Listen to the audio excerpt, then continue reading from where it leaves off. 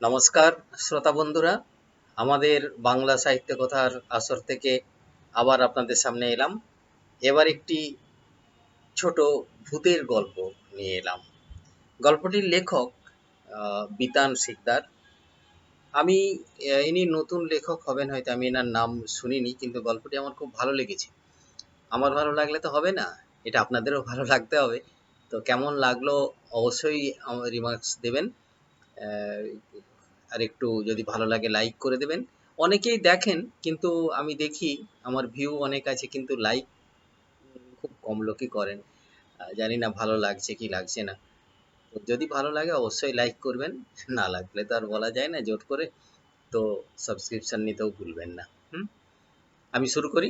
গল্পটির নাম ছোটকা আর ব্রহ্মদৈত্য। লেখক বিতান শিকদার। কিছুক্ষণ চুপ করে থেকে ফটিক বলল, মিসকনসেপশন হচ্ছে মনে হচ্ছে। ফটিকের কথাটা শেষ না হতে দিয়েই ভূত বলল, আমি জানি ভ্রান্ত ধারণা, কি বলতে চাইছিস সেটা বল। আমি না, ছোটকা বলেছে আমাদের নাকি এমন অনেক কিছুই শেখানো হচ্ছে যাতে করে বিভিন্ন মিসকনসেপশন তৈরি হয়। ততক্ষণে টিফিনের ঘন্টা পড়ে গিয়েছে। ফটিক নিজের বেঞ্চে যাওয়ার আগে বলে গেল, ক্লাস 4-এ কি পড়েছিলাম? সূর্য স্থির, পৃথিবী ও অন্যান্য গ্রহ তার চারপাশে ঘুরছে। ছোটকা বলেছে, এ মহাবিশ্বে কিছুই স্থির নয়, সবাই যে যার মতো একদিক থেকে অন্যদিকে চলেছে। তারপর সেদিন প্রভাত স্যার পড়াতে পড়াতে কি বললেন, ওই যে আলো সবসময় সরল রেখায় চলে। কিন্তু ছোটকা বলেছে, পরীক্ষা করে নাকি দেখা গিয়েছে যে আলো তেরছা করে অনেক বস্তুরই পাশ কাটিয়ে বেরিয়ে যায়। দুদিন পর ফটিক বলল, ওর ছোটকা নাকি ওকে স্কটল্যান্ড ইয়ার্ড খেলাটায় 5 মিনিটে হারিয়ে দিয়েছেন। আরো দুদিন পর বলল, ওর ছোটকা পাইপ খান। আরো দুদিন পর ছোটকা টুপি আর ওভারকোট পরেন। এবার ভূতোর খটকা লাগলো। কলকাতায় ওভারকোট? ফটিক গম্ভীরভাবে বলল, শুধু শীতকালে। এরও দুদিন পর ভূত ফটিকের কাছ থেকে স্কুলে অদ্ভুত একটা খবর পেল। তাদের পাশের একতলা বাড়ির বিপদভঞ্জন গড়াই নামে এক কাপড়ের ব্যবসায়ী সদ্য কিনেছেন। তাকে নাকি গতকাল সকালে বাড়ির সদর দরজার সামনে অজ্ঞান হয়ে পড়ে থাকতে দেখা গিয়েছে। ফটিকের বাবা আর পাড়ার লোকজন ধরাধরি করে ভদ্রলোককে বাড়িতে এনে মুখে চোখে জল টল দেওয়ায় তিনি নাকি জ্ঞান ফেরার পর এত লোক দেখে বলেছেন, মেরুনি বাবা মেরুনি। তারপর ফের অজ্ঞান হয়ে গিয়েছেন। ব্যাপারটা জেনে ওর ছটকা বলেছেন, ভদ্রলোক কিছুতে প্রচন্ড ভয় পেয়েছেন। ভয়ের চোটে মুখ থেকে দেশের ভাষা বেরিয়ে পড়েছে। ব্যাপারটাকে একটু ইনভেস্টিগেট করতে হচ্ছে। ফটিক আরও বলেছে, ছোটকার ম্যাগনিফাইং গ্লাসও রয়েছে। পরে জানা গিয়েছে বিপদবাবু ভূত দেখেছেন। বলিস কি রে? ওই একতলা বাড়ির সামনেই খানিকটা ফাঁকা জায়গা রয়েছে। গোটা তিনেক বাড়ি দিয়ে জায়গাটা ঘেরা, আগাছায় ভর্তি। আর সেই জায়গাটার মাঝখানে একটা প্রায় 2.5 তলা বাড়ি সমান উঁচু বেল গাছ। ভোরবেলা হাটে যাওয়ার জন্য বিপদবাবু বাড়ি থেকে বেরিয়ে দরজায় তালা লাগিয়ে যেই না ঘুরে দাঁড়িয়েছেন, অমনি বেলগাছের সমান লম্বা একটা ছায়ামূর্তি দেখতে পেলেন। চশমাটা ঠিক করে পরে একটু ভালো করে দেখতে যাবেন কি, সেই মূর্তি হাত তুলে মারতে এসেছে। সেই দেখেই ফিট। ফটিক বলল, পাড়ায় এই নিয়ে জোর গুজব চলছে। তো ছোটকা কি বলল? বলল, রাবিস, ওসব ভূত ফুত কিচ্ছু নয়। ব্যাপারটা অবশ্যই একটা লজিক্যাল ব্যাখ্যা রয়েছে। এবং এবং ফটিক ভুরু নাচিয়ে বলল, ছোটকা কেসটা টেক আপ করেছে। আরে বাস, কেস টেক আপ করেছে? মানে ফেলুদার মতো? ভূতর চোখ দুটো গোল গোল হয়ে গেল। ফটিক গম্ভীরভাবে জানালো, আর আমি তোপসে। এরপর দিন তিনেক ধরে ভূত স্কুলে ফটিকের কাছ থেকে তদন্তের আপডেট পেল। আজ যখন স্কুলে আসছি, দেখলাম ছোটকা তখন সেই আগাছা ভরা জায়গাটায় আতস কাচ দিয়ে কী সব পরীক্ষা করছে। পরদিন আজ সকালে ছোটকা বলল, বিপদবাবু যে তোদের এই পাশের বাড়িটা কিনলেন, এটা কি অনেকদিন ধরে ফাঁকা পড়েছিল?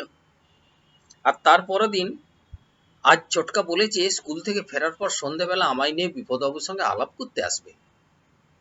তারপর আরো দিন দুই কেটে গিয়েছে, সে ভূতের আর দেখা নেই। এখন পাড়ার লোকেরা অন্য কথা বলছেন। এই যেমন শ্রী মানিপাড়ার নীলকান্ত সমাদ্দার কবিরাজি প্র্যাকটিস করেন, তা তিনি সব শুনে টুনে বলেছেন, বায়ু, বুঝলে, বায়ু। পেটে বায়ু জমে অনেক সময় চোখে অমন দেখা টাকা যায়। তারপর চায়ের দোকানের কানাই জ্যাঠা আদাড়ে বাঁদাড়ে কি দেখতে কি দেখেছেন। তারপর বটুকের মেজমামা ভদ্রলোকের বয়সও তো হয়েছে, এখনো যখন মোটামুটি সক্ষম, তখন অনেক সময় ট্রেস থাকে। ঘটনাটা ঘটলো আগের দিনের ঠিক 7 দিনের মাথায়। বুধবার স্কুলে এসে ফটিক বলল, আজ সকালে একবারে যাতা হয়ে গিয়েছে। ভূত কিছু জিজ্ঞেস করার আগেই ফটিক গড়গড় করে শুনিয়ে দিল। ভোর 4:30-র সময় আমাদের বাড়ির দরজায় রাম ধাক্কা।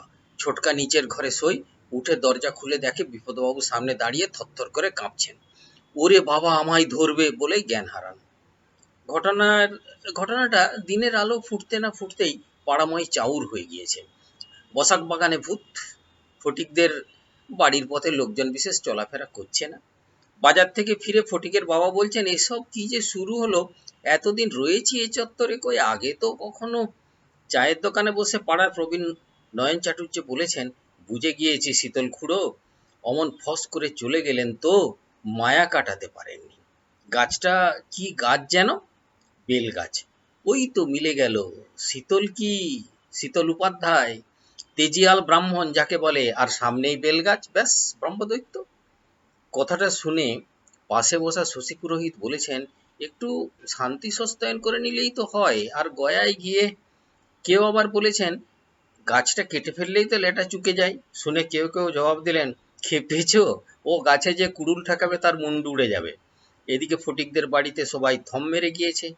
কাজের মাসি বিকেল থাকতে থাকতে বলছে, বৌদি আমি যাই এবার। সে আবার কোন ফাঁকে জায়গাটার এপাশে 1 শিশি কার্বলিক অ্যাসিড ছড়িয়ে এসেছে। ব্যাপার দেখে ফটিকের মা বলেছেন, ওরে ও যমুনা, আরে অ্যাসিডে সাপ আটকায়, ভূতপেত নয়। জায়গাটাকে ঘেরা যে 3টে বাড়ি, সেখানকার লোকজনেরা সারাদিন এদিককার জানলা বন্ধ করে রাখছেন। তার মধ্যে একটা আবার বটুকের মামা বাড়ি। পাড়ার মোড়ে ফটিকের বাবার সঙ্গে বটুকের মেজমামার দেখা হওয়ায় তিনি নাকি বলেছেন, না, ভেবে দেখলাম জানলাটা বন্ধ রাখাই ভালো, শেষেও যদি আবার দেখে টেকে ফেলি। স্কুলে ফটিকের কাছ থেকে এসব শুনে টুনে ভূত বলল, তা তো ছোটকা করছেটা কি, এখনো পর্যন্ত ভূত দূরে দিতে পারলো না। ফটিক তাতে জবাব দিল, আরে তা নয় রে, ছোটকা এখনো মানতে রাজি নয় যে ওটা ভূত ছিল। সেদিন বিপদবাবুকে ঘরে এনে শোয়ানোর পর ছোটকা দরজায় খিল হাতে একাই বেরিয়ে গিয়েছিল। কিছুক্ষণ পর ফিরে বলল, কেউ কোথাও নেই, নাইদার দানব নর বানব। ওদিকে বিপদবাবু জ্ঞান ফিরে পেয়ে বলছেন, এখানে আর থাকবো না। নেই মানে? অমন বেলগাছের সামনে দাঁড়িয়ে থাকা লম্বা দানও নেই? সত্যি বলতে কি, এবার আমারও একটু একটু ভয় করছে রে, যদিও সেটা বলতে গিয়ে ছোটকার কাছে গাঁটটা খেয়েছি। ফটিকের এই ছোটকা আসলে তার বাবার কাজিন, কোচবিহারে বাড়ি, ফিজিক্সে পিএইচডি করেছেন। এখানে রাজাবাজার সায়েন্স কলেজে কি সব সেমিনার অ্যাটেন্ড করার জন্য মাসখানেকের জন্য ফটিকদের বাড়ি এসে উঠেছেন। আজ স্কুল হওয়ার পরে ভূতদের শীতের ছুটি পড়েছে। ফটিকের মুখে এত ছোটকা ছোটকা শুনে ভূতর অনেক দিন ধরে মনে একটা ইচ্ছে জাগছিল। আজকে ফটিক নিজে থেকেই কথাটা পারল, স্কুলের পর বিকেলে আমাদের বাড়ি চল, তোকে ছোটকার সঙ্গে আলাপ করিয়ে দিই। ভূতদের বাড়ি কলুপাড়ায়। সেখান থেকে বসাক বাগানে ফটিকদের বাড়ি তার হেঁটে পৌঁছতে ঠিক 6 মিনিট 37 সেকেন্ড লাগলো। ভূত এ বাড়িতে আগেও বেশ কয়েকবার এসেছে। ঢোকার মুখে চাইবো না করেও ডান দিকে তার চোখ গেল। ফাঁকা জায়গাটাও রয়েছে, আর তার মাঝখানে বেলগাছটাও রয়েছে। ভূত আর দেরি করলো না, বেল বাজিয়ে দিল। সেদিন সন্ধ্যায় ভূতের ব্যাপারটা নিয়ে ছোটকার সঙ্গে ভূতর আর ফটিকের বিস্তর আলোচনা হলো।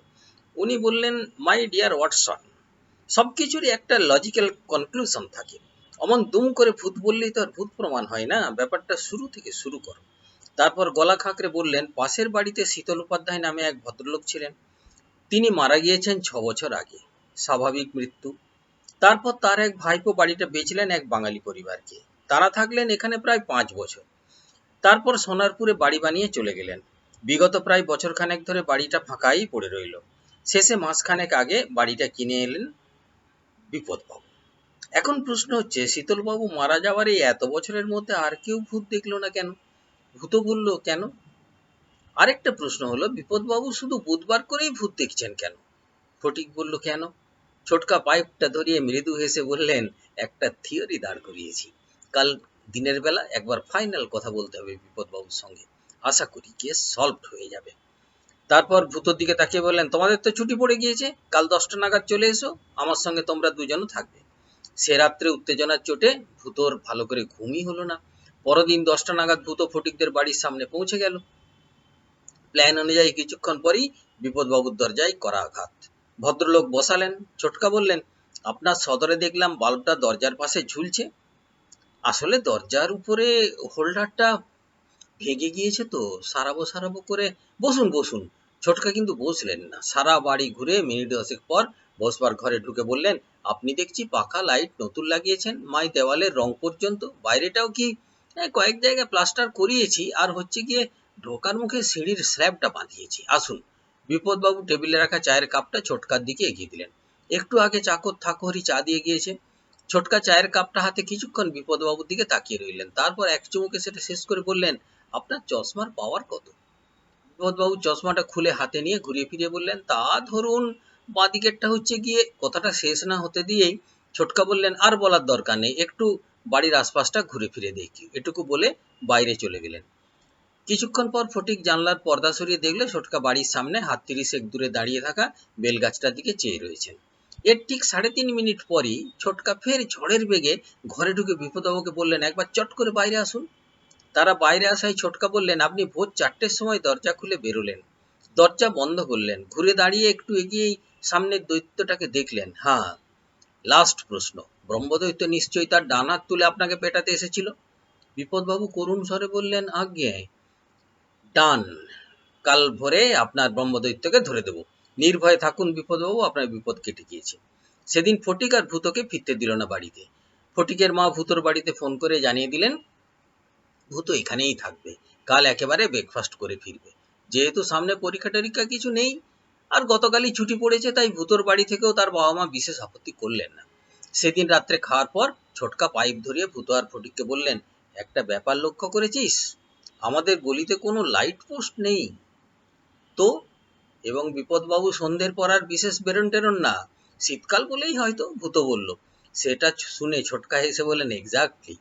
আর কিছুক্ষণ দুজনের দিকে তাকিয়ে বললেন, এখনো কিছু বুঝতে পারছিস না? ফটিক আর ভূত এর ওর মুখ চাওয়াচাই করলো একবার, তারপর ছোটকার দিকে তাকালো। দুজনে কিছুই ধরতে পারেনি বুঝে ছোটকা পাইপের ধোঁয়া উড়িয়ে বললেন, আমাদের বিপদবাবু শুধু বুধবার ভোরেই হাটে যাওয়ার জন্য বাড়ি থেকে বেরোন। তাহলে মানে এই দাঁড়াচ্ছে যে ভালো কথা। ছোটকা একটু থেমে বললেন, হাট ব্যাপারটা নিশ্চয়ই তোমাদের জানা আছে? ভূত বলল, হাট বসেছে শুক্রবারে বক্সিগঞ্জে পদ্মাপাড়ে। একদম ঠিক, কিন্তু পদ্মার পার ছাড়াও আমাদের কলকাতার মতো শহরেও কিন্তু হাট বসে।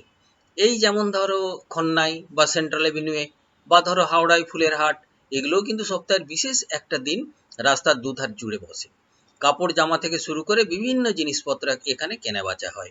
গোটা বাজারটা প্রায় রাত থাকতে থাকতে চালু হয়ে যায়। ক্লিয়ার? কি ক্লিয়ার? বিপদবাবু কাপড়ের ব্যবসায়ী, তাই তিনি অমন অন্ধকার থাকতে থাকতে কেন বুধবার বাড়ি থেকে বেরোন সেটা ক্লিয়ার তো। দুজনেই ঘাড় নাড়ল। আর ছোটকা বললেন, ব্যাস, তবে আজ আর নয়, কাল ভোরে নাটকের ড্রপ সিন। এখন গিয়ে শুয়ে পড়, মনে রাখিস কাল 4টের মধ্যে পাশের বাড়ির সামনে আমাদের ব্রহ্মদৈত্যের সঙ্গে মোলাকাত হচ্ছে। সেই দিন উত্তেজনায় রাত্রে দুজনের ঘুম হলো না, গল্প করে কেটে গেল। মাঝখানে ফটিক একবার বলেছিল, জানলাটা খুলে বাইরে দেখবো একবার। ভূত চাপার স্বরে তাকে আলতো করে ধমকে দিয়েছে। ক্রমে ভোর 4টে, ফটিক, ফটিকের বাবা, ছোটকা আর ভূত বাড়ি থেকে বেরিয়েই দেখলো পাশের বাড়ির সামনে ভালো একটা জটলা। কি ব্যাপার? ছোটকা হেসে ফটিকের বাবাকে বললেন, কাল বিকেলে আমি এদের এখানে আসার নিমন্ত্রণ জানিয়ে এসেছি, আদারওয়াইজ একটা মিসকনসেপশন এদের মধ্যে থেকেই যেত। তখনও নিশুতি রাত। কিছু দূরেই প্রেতের মতো বেলগাছটা দাঁড়িয়ে রয়েছে। আকাশে তারা ফুটেছে। এলাকা প্রায় নিস্তব্ধ, কুয়াশায় ঘেরা। ভিড়টা সেই বেলগাছ থেকে যতটা সম্ভব গা বাঁচিয়ে বিপদবাবুর বাড়ি ঘেঁষে থমকে রয়েছে। তার মধ্যে শশী পুরোহিত থেকে শুরু করে উকিল নবারুণ সামন্ত, এমনকি সাঁতারু অজয় পুরকায়তও রয়েছেন। ছোটকা বিপদবাবুর বাড়িতে ঢোকার আগে বললেন, কাইন্ডলি বাড়ির দরজার বেলগাছের মাঝখানে কেউ এসে পড়বেন না, মানে হাজার হলো ব্রহ্মদৈত্য তো। শুনেই ভিড়টা সড়াক করে দুধারে ভাগ হয়ে গেল। মিনিট খানেক পর ছোটকা বিপদবাবুর বাড়ির ভিতর থেকে দরজা খুলে বেরিয়ে এলেন। বললেন, ধরে নিন এই বিপদবাবু বেরোলেন। সুইচ মেরে দরজার পাশে ঝোলানো আলোটা জ্বালালেন, দরজা বন্ধ করলেন, ঘুরে দাঁড়ালেন। সবাই রুদ্ধশ্বাসে ছোটকার দিকে দেখছে, তার মুখে অদ্ভুত হাসি। সামনে বেলগাছের দিকে আঙুল তুলে বললেন, এবার ওই গাছটার দিকে দেখুন। ভূতর সেদিকে তাকিয়ে নিমেষে মাথার চুল খাড়া হয়ে গেল। বেলগাছের সামনে এক বিশাল ছায়ামূর্তি সদর্পে দাঁড়িয়ে রয়েছে। আশপাশ মৃদু গুঞ্জনে আস্তে আস্তে গঙ্গানির দিকে চলে যাচ্ছে। কুটিঘাটের কার্তিক বৈরাগী বলছেন, রাম রাম রাম রাম। শীতকালের আকাশে তারা জ্বলছে। গঙ্গানিটা আর্তনাদে পৌঁছাবার আগেই ছোটকা চেঁচিয়ে বললেন, এবার দেখুন, আমি এই দৈত্যের দিকে এগোচ্ছি। ছোটকা সামনে হাঁটতে শুরু করলেন। ফটিকের বাবা চাপা স্বরে বললেন, এই নীলু, কি হচ্ছে কি? ছোটকার কিন্তু কোনো ভ্রুক্ষেপ নেই, সোজা তিনি বিশাল ব্রহ্মদৈত্যের দিকে এগিয়ে যাচ্ছেন। আর অবাক করা ব্যাপার, যত বেলগাছের দিকে যাচ্ছেন তত সেই ছায়ামূর্তি ছোট হয়ে আসছে। এক সময় বেলগাছের গুঁড়ির সামনে তিনি যখন পৌঁছলেন, তখন ছায়ামূর্তিটা তার মধ্যে মিশে গেল। ভূত, ফটিক সমেত সবাই কিছুক্ষণের জন্য কেমন যেন বোম মেরে গেল। কারো মুখে কোনো কথা নেই। শেষে ভিড়ের মধ্যে থেকে কে একজন বললেন, বুঝো কাণ্ড, এই যে নিজের ছায়া গো! বিপদ নিজেই নিজের ছায়া থেকে ব্রহ্মদৈত্যী ভেবে নিয়েছিল। সেটা শোনার পর, কিছুক্ষণের মধ্যে পুরো ব্যাপারটা বোঝার পর, এইবার ভূতর ভয়ের কাঁপুনিটা কেটে গিয়ে শীতের কাঁপুনি শুরু হলো। সেদিন সকালে ফটিকদের বাড়িতে ব্রেকফাস্টের টেবিলে বসে ছোটকা বললেন, ভদ্রলোক হাটে বেরোতেন ভোর 4:30-র সময়। শীতকালে তখন ঘুটঘুটে অন্ধকার, আর গলিতে কোনো লাইট পোস্ট নেই, ফলে তিনি দরজার বাইরে আলো ঝুলিয়েছিলেন। সেটিতেই দরজা বন্ধ করে বেরিয়ে আসার পর না নেভানোই এই বিপত্তি। আর ডান হাতের ব্যাপারটা জিজ্ঞেস করলে যে? বিপদবাবু লেটা আমার বাঁ হাতে চা অফার করলেন। আরও শিওর হওয়ার জন্য চশমার পাওয়ার জিজ্ঞেস করলাম, তাতেও দেখলাম বাঁ হাত দিয়ে চশমা খুললেন। এক্ষেত্রে যেটা হয়েছিল সেটা হচ্ছে, সামনে ওই ছায়ামূর্তি দেখে ভদ্রলোক চশমা ঠিক করেই বাঁ হাত তোলেন, যথারীতি ওর ছায়া ডান হাত তুলে ফেলে। Pure logic. কিন্তু তুমিও তো ওর বাড়ির সামনে গিয়ে ওই অন্ধকারেই সেদিন দেখে এলে, তখন তাহলে তোমার চোখে সেই ছায়া পড়লো না কেন? কি করে পড়বে? দ্বিতীয়বার ছায়ামূর্তি দেখে ভদ্রলোক পিছনে হটে নিজেই নিজের দরজায় ধাক্কা খান। পাশেই সুইচ বোর্ড, ওই ধাক্কা লেগে আলোটা বন্ধ হয়ে যায়, আর অন্ধকারে ভয় পেয়ে উনি আমাদের বাড়ি এসে দরজা ধাক্কাতে শুরু করেন। পরোটা মুখে পুরে ছোটকা বললেন, এক্ষেত্রে আরও একটা ব্যাপার রয়েছে। আমরা নিজের ছায়ার সঙ্গে ছোটবেলা থেকেই পরিচিত হই, সেখানে হঠাৎ করে এমন ভয়ের ব্যাপার চলে এলো কেন? ভূত ফটিক দুজনেই বলল, কেন? কারণ শীতকালের এই কুয়াশা, এমনিতেই ছায়া 2 ডাইমেনশনাল, অর্থাৎ যার কিনা শুরু, দৈর্ঘ্য আর প্রস্থ রয়েছে। কিন্তু কুয়াশার মধ্যে কখনো আলো ফেলে দেখিস একটা অদ্ভুত 3D এফেক্ট আসে, অর্থাৎ সে ছায়া দেখে মনে হয় তার দৈর্ঘ্য, প্রস্থ আর উচ্চতা এই তিনটেই রয়েছে। বড্ড বেশি জ্যান্ত যেন। বিপদবাবু এই এফেক্টটাই নিতে পারেননি। এই ঘটনার 2 দিন পর বৃহস্পতিবার সকাল 9:30 নাগাদ ফটিক এলো ভূতদের বাড়ি। ভূতোর মা লুচি, আলু ভাজা আর সন্দেশ বেড়ে দিল দুজনকে। সেসব পেট পুরে খেয়ে ছাদে উঠে ফটিক হঠাৎই গম্ভীর হয়ে গেল। বলল, যা তা কাণ্ড ঘটে গিয়েছে। আবার কি? ফটিক যা বলল তা হলো এই যে, আজ সকালে ছোটকা যখন মর্নিং ওয়াক করে ফিরছেন, তখন নাকি বাড়ির সামনেই এক বয়স্ক ভদ্রলোকের সঙ্গে ওর দেখা হয়। তিনি ছোটকাকে নমস্কার করে বলেন, মশাই, বড় বাঁচালেন। কি বলে যে কৃতজ্ঞতা জানাবো? আপনি না থাকলে লোকজন গাছটা কেটে ফেলত। দেখছে নিজের ছায়া, আর দোষ হচ্ছে ব্রহ্মদৈত্যর। অনেক ধন্যবাদ, আচ্ছা আসি। এটুকু বলেই সেই ধুতি পাঞ্জাবি পরা বুড়ো তিড়িং করে এক লাফে বেলগাছে উঠে হাওয়া হয়ে গেল। ভূত বলল, ফটিক বলল, সেই থেকে ছোটকার বারবার হেঁচকি উঠছে, আর খালি বলছে আমি কোচবিহার যাব।